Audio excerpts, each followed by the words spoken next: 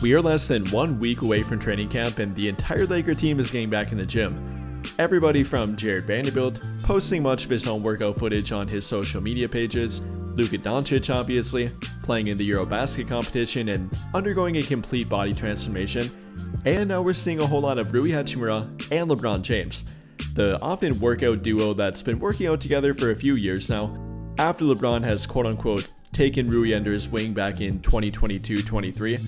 Rui's definitely benefited from it. I mean, since that point, he's had his career years with the Lakers, last season averaging 13 points per game, 5 rebounds per game, shooting a team-high 41.3% from the field, and now becoming a very efficient and kind of a dead-eye three-point shooter. I think working with LeBron has benefited him. So once again, they're back in the gym together, preparing in the week prior to training camp, getting some reps in, and maybe LeBron teaching him a thing or two, I'd imagine, and probably willing to bet that he has been. I love to see it, and they definitely have been putting in the work. And well, with that in mind here, what are kind of the expectations and the outlook for both of them? You know, we've talked plenty about the entire team, but haven't really talked that much about LeBron.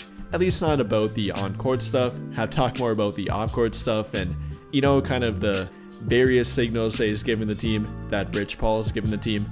But how about LeBron actually on the court?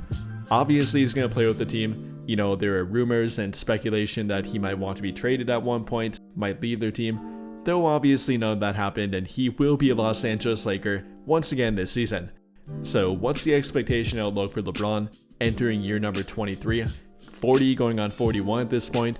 What's the outlook for him? Can he still be as effective? Can he be a top 10 to top 15 player again, somehow? Or will this finally be the year that he falls off a bit? We'll talk about that and Rui Hachimura's outlook during today's video. And well, beginning with LeBron, as we do have plenty to talk about with him. I mean, last season coming off a year of averaging 24.4 points per game, 7.8 rebounds per game, 8.2 assists per game, 1 steal per game, shooting a very efficient 51.3% for the field, and nearly 38% from 3.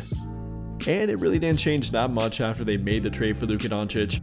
After that point, LeBron averaged 24.4 points per game, shooting 50.4% from the field, a little bit underwhelming as he did drop down his three-point shooting, going from nearly 38%, actually prior to the trade deadline roughly 40%, down to only 34.6%. Then to go along with it, his playmaking and assists per game went down too, from over 8 per game down to under 7 of them per game, but his turnovers stayed relatively the same, and his impact on defense I definitely will say went up after that point. You know, as we often see with LeBron, post-trade deadline and during the latter part of the regular season, and especially during the postseason, his defensive impact and defensive effort goes way up, and I think we can kind of expect the same from him. A little bit of coasting on defense throughout the early portion of the regular season, you know, to conserve energy and not get hurt. That's another big thing for LeBron. Having a very durable season last year, playing 70 games again somehow, even at 40 years old, playing 70 for 2 years in a row now. But prior to the past 2 years, it had been quite some time for him, not hitting the 70 game mark since the 2017-2018 NBA season, that being his final one with the Cleveland Cavaliers. So LeBron's gotta stay healthy. If they have any hope and really any chance of making a championship type run, then they need a healthy LeBron, which is obviously plenty to ask for a 40-year-old going on 41, but they need it from him. So that's kind of number one with LeBron. Has to play at least above 55 games in my opinion. If he doesn't, I think it would be very tough for them to be a top 5 or top 6 seed. At that point, they would then have to be in the play-in tournament, and you obviously don't want to go that route. Anything can happen, and they don't want to be in that situation. Again, like they often have been prior to this season, or rather last season now, they don't want to go back to that. So gotta have a healthy LeBron, gotta have a guy that can play on the ball obviously, but also off the ball as well. And well, post-trade deadline, he definitely did show the ability to do it. I mean, his three-point shooting may have went down overall, again from roughly 39% pre-trade deadline down to roughly 34% post-trade deadline, but his catch and shoot numbers went way up. And that's obviously a great outlook to play with Luka Doncic, a guy that's very ball dominant himself, a guy that's gonna get you open, and LeBron can benefit from that if he remains reliable in that role. And well, like I said, he definitely was reliable post-trade deadline, shooting 44.2% on catch and shoot threes post-trade deadline. That's even better than pre-trade deadline. And taking roughly 3.3 of them per game, that's simply being catch and shoot threes. So yes, he can play off the ball, can play with Luka Doncic, he showed it, can make some timely backdoor cuts when LeBron wants to, he's very good at doing that. obviously has elite vision, knows how to read a defense than probably any other active player in the NBA today.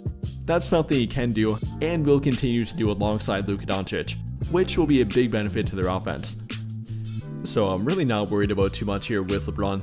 Yes, he might be 40 going on 41, but he still remains a top 15 player at the bare minimum in my opinion. He's going to be great offensively for their team, I have no doubt about it. Only kind of minor concerns and minor worries and things to watch out for is durability number one. Can he maintain that 70 game mark? Can he do it again? At least play above 65 games to not only be available for their team, but then be actual available for awards too. I imagine that's a good incentive for him, so hopefully he can again. Then number two, I guess, being defense. No, it's not a gigantic problem that he does occasionally coast out there, but with their current starting lineup and current iteration of it, if they don't change it, it does put a bit more on him, especially post Luka Doncic trade. After that point, their starting lineup then became Luka Doncic, Austin Reeves, LeBron James, Rui Hachimura, and Jackson Hayes, which will now become DeAndre Ayton, and that's obviously not a whole lot of great, reliable perimeter defense. So if Hachimura once again has to take on the difficult matchup, is that ever going to switch to LeBron as he even now is a bit more capable? Or is it going to stay the same and LeBron kind of takes on the corner 3-point shooter that doesn't move much? Are they going to have LeBron do more because Hachimura wasn't great in that role? Or are they going to switch things up a bit? That's the only kind of minor concern with it. If LeBron can do a bit more for their defense as they kind of need it, again if they don't change their current starting lineup, that's the only other minor concern with him that I will be looking out for. As he did have some regression on defense last season, becoming a negative defender per defensive VPM for really the first time in his career, at least per advanced stats anyway, and overall kind of slacking on defense here and there. If they can get a bit more from him, that would be ideal, but it also is a lot to ask for a now 40-year-old. But speaking of Rui Hachimura, what are the expectations for him and what's the current outlook with him? Well, there have been some trade rumors here and there, per usual, but I think he's actually a pretty safe bet to remain with their team, even post this year and maybe to get a new contract from their team. But to earn that contract and get another relatively long-term contract from them, he does have to show some improvement while maintaining what he's already done pretty well. The good part here being his scoring ability, for a fourth and even fifth option at times, averaging between 12 to 14 points per game, like he has during the past couple of years now, is a great benefit for their team and really everything they need from him. Then to go along with that, the efficient 3-point shooting. If I'm going to be picky, I'd like for him to take a few more per game, go from 4.2 per game in roughly 32 minutes per game, up to maybe 5 to 6 of them per game, while remaining at that 40% mark. Ideally that would be the jump I'd like for him to take, but I'm not going to complain about 41.3% from the 3-point line last year, or 42.2% during the 23-24 NBA season. So offensively, really no complaints here with me with Rui Hachimura. I mean, if I want to be nitpicky again, maybe higher volume 3-point shooting, but that's about the only thing I'd point to. Though if we're not talking about offense and talking about defense and or rebounding, I would like to see some improvement here. The rebounding was a slight improvement last season, going from roughly 4 rebounds per game, which he had averaged during the past few years now, up to 5 of them per game.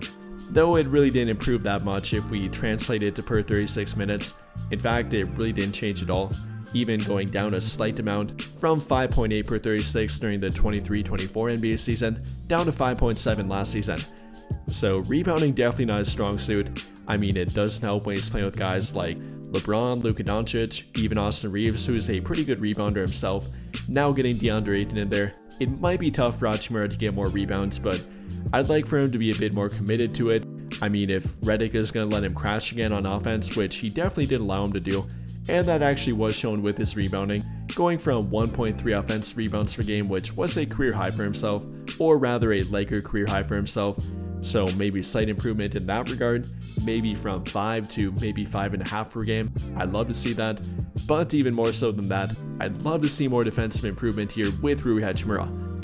Though the unfortunate part here with him is that I really don't expect it. Unfortunately, I think he's kind of capped defensively. I mean, he's very athletic north to south and is a good vertical athlete, especially for his size, but he's simply not a great side-to-side athlete. If you're making him guard 1s, 2s, and even 3s, he's not going to do very well very often. Is a very poor screen navigator, isn't very good side-to-side, and obviously you need that to guard the 3-point line to keep up with your opponent and simply defend the perimeter. That's not Rui Hachimura's strong suit and simply not something he does well. Again, unfortunately. And the numbers definitely will agree with that, whether you're talking about a stat like defensive BPM, Hachimura posting a negative 0.6 defensive BPM last season, and that's compared to a guy like Jake Arabia, for example, posting a plus 1.1 defensive BPM, or overall box plus minus, him having a plus 0.2, while Hachimura had a negative 0.7. Again, great offensively, but his defense really drags him down, and that's the thing that holds him back from not only being more impactful on the court for any team, but really for their team and what they need from him, especially if their starting lineup does remain the same. Now I won't harp on that too much as I did make an entire video about it, but that's definitely the thing that holds Hachimura back, holds their rotation back a little bit in my opinion, and Rui Hachimura's current place within it. So in my opinion, would love to see improvement from him defensively, would love to see some more improvement offensively in regard to 3-point shooting volume and rebounding a little bit, but I think it's more about the role they put him in rather than the player he actually is. And well, I think that pretty much covers it for both Hachimura and LeBron for their outlook and expectations with the team next season. So what do you guys think? How do you feel about LeBron and Rui Hachimura working out together, once again for the third time in a row now, third year in a row? And how do you feel about their outlook and or expectations entering this season? Let me know your thoughts in the comments down below. But I think that'll pretty much do it for this one, and if you enjoyed the video, then I'll greatly appreciate it if you dropped a like, subscribe to the channel if you have not already, and hit that notification bell to never miss out when I upload a video. But as always, thank you for watching and have a great day or night.